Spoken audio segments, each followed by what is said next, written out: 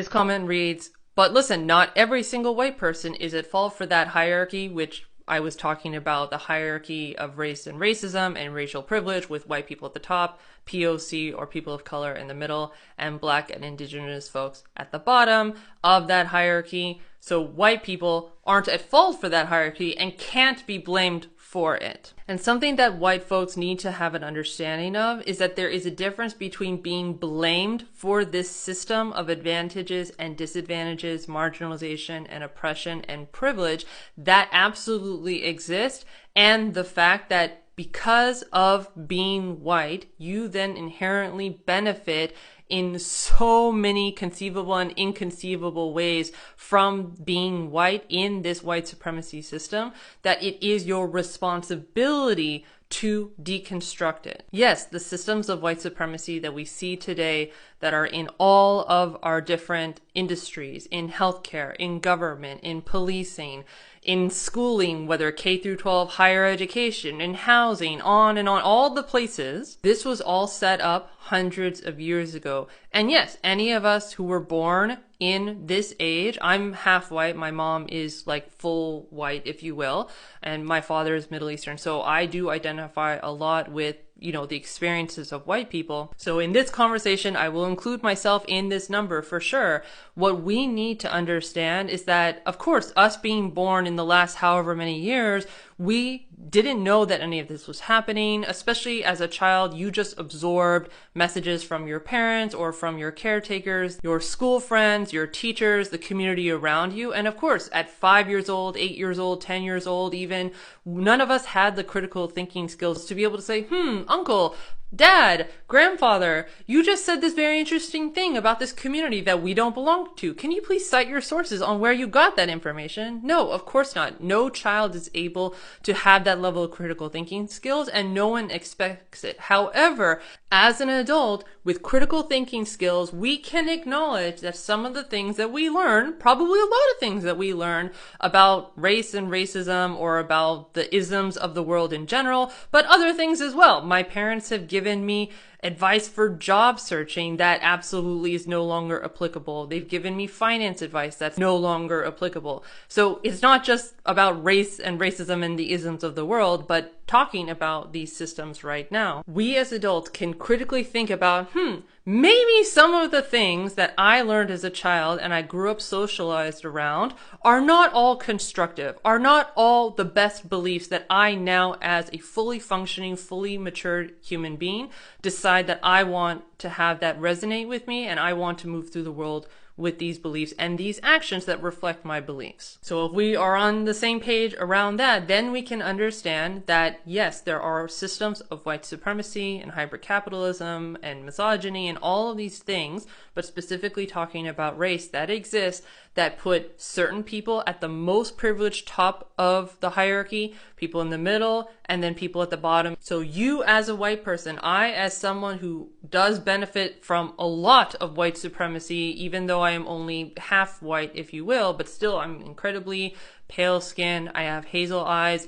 I don't know what people would think of me without my hijab on, because I've been wearing hijab since I was 11 years old. So we're not really going to be able to find that out. But let's just say that I do have a lot of privilege because I am so pale skinned, on top of like colorism and all that sort of thing. So I am including, again, myself in this conversation of critique. And I hold myself very much responsible, just as I'm talking to the other white people who may come across this video and say, there's a difference between you are being blamed, I am being blamed for something that I didn't do.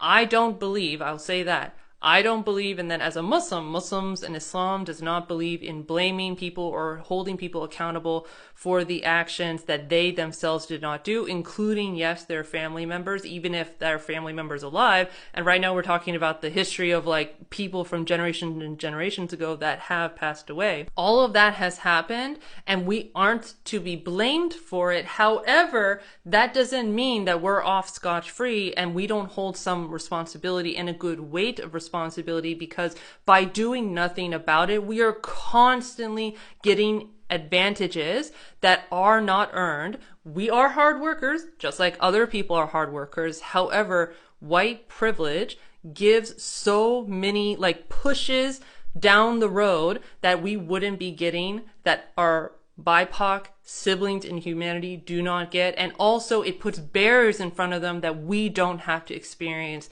these barriers. So we see a clear path with no obstacles, and also like the wind is pushing us on top of that. So we just go so much faster. And yes, we're working hard to walk down the path, but with the wind behind us and nothing in front of us to bar our way, it's going to be so much easier and so much of a faster journey compared to our BIPOC siblings, where not only do they have like barriers and hurdles and like alligators to jump through or whatever.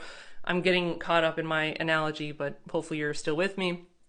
They have all these barriers in front of them that make it very difficult. They have to rest, they have to recover from injuries, they have to slow down, all of the things. But then also there's like this headwind, if I remember, like headwind is the wind going in their face, right? Okay, someone correct me.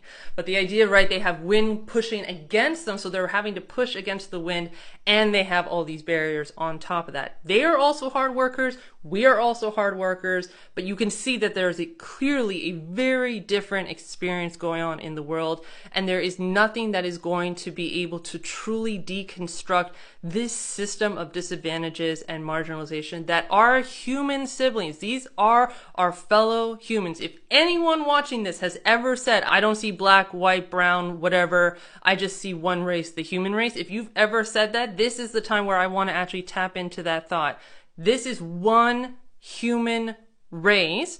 Usually that phrase is weaponized, so I don't usually say it, but if I'm talking to white people, if you have ever said that or felt that you agreed with it, then you need to be able to see your equal humanity that is just as deserving of opportunities and to be able to thrive and to experience safety in their homes, in their schools, their children going to school, going to work, just living their best lives. And that is denied them because of the systems that give us so many advantages. And by not deconstructing this system and by not doing everything we possibly can, and people have different capabilities and skill sets. Not everyone needs to be an activist, not everyone needs to be protesting, not everyone needs to be doing videos online, not everyone, like there's so many different ways of doing this, right? Which is amazing. We need everyone to be coming at it from all different angles.